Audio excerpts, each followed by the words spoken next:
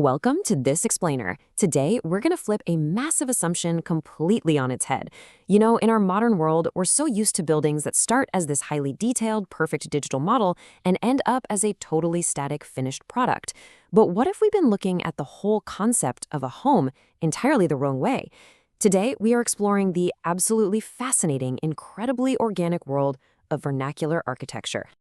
So let's dive right into this really provocative question. What if the smartest architecture is actually completely unplanned? Think about it for a second. Before endless zoning laws, before standardized building codes, and way before mass-produced materials, how did human beings figure out how to build incredibly functional, beautiful, and resilient structures? Well, they didn't use master plans. They relied on generations of trial, error, and just a deep intuitive awareness of their environment. Here is our roadmap for today. We'll cover what is vernacular architecture, look at Kuchha, Pukka, and Semi-Pukka structures, explore houses that grow over time, dive into spontaneous and symbolic design, talk about creating a sense of place, and finally wrap up with why this matters today. All right, let's kick things off with Section 1. What is vernacular architecture? Defining the concept. So the absolute core of this is that vernacular architecture relies on generational knowledge and hyper-local resources, rather than some top-down master plan. It is, quite literally, the architecture of the people. When you look at a traditional settlement, you're basically looking at a living encyclopedia of local wisdom. It's an immediate, super practical response to human needs. No fancy CAD software required here, just generational wisdom using whatever the surrounding environment readily offers up. The angles of the roofs, perfectly pitched for the local rainfall. The thickness of the walls, calibrated exactly to the local sun and nighttime temperature drops. Moving right along to Section 2, Kuchha, Pukka, and Semi-Pukka, types of structures. To truly appreciate this style of building, we kind of have to look at the raw ingredients. Traditional builders categorize their environment in some really fascinating ways. We have Kuchha, which utilizes materials like mud, bamboo, and thatch. These are highly natural, very earthy elements. Then we step up in permanence to Pukka, utilizing baked brick, carved stone, and heavy wood.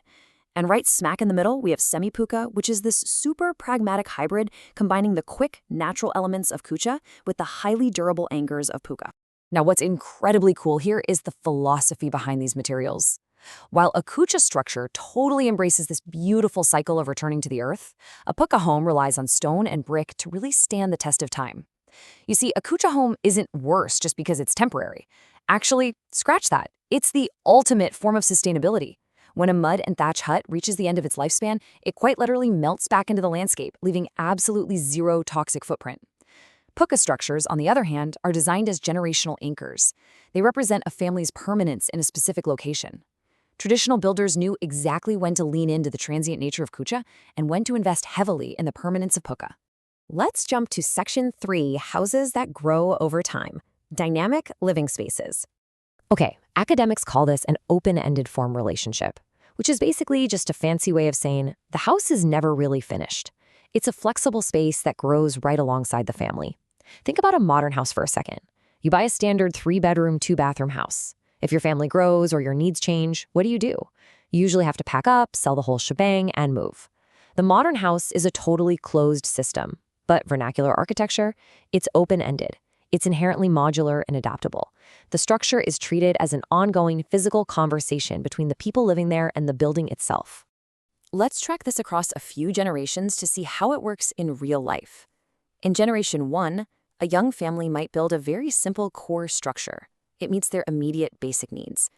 Decades later, as children grow up and get married, Generation 2 doesn't just move away to the suburbs. They simply add an external courtyard or an adjoining room using those exact same local materials we talked about earlier. By Generation 3, maybe the whole community dynamic is shifted. So the family extends a massive roof outward to create a shaded space for neighborhood gatherings or local trade. The house breathes, It expands. It literally becomes a living documentary of the family's history. Which brings us to Section 4, spontaneous and symbolic design, meaningful settlements.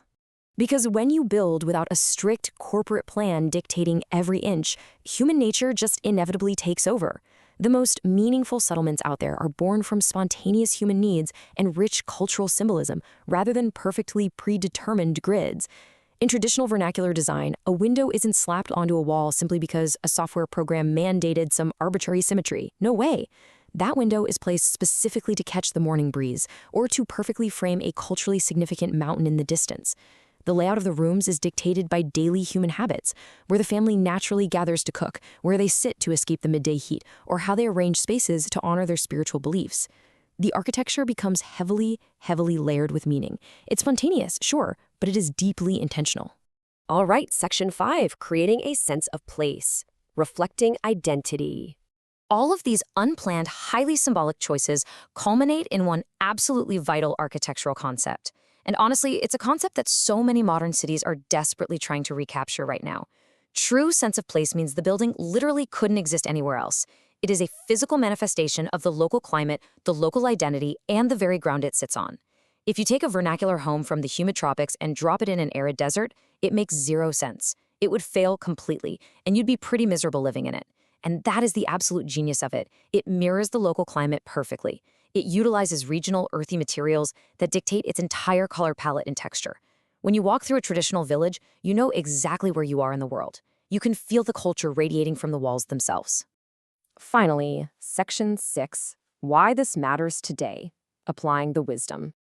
So why should we, living in an era of steel, glass, and constant Wi-Fi, care about mud bricks and unplanned growth?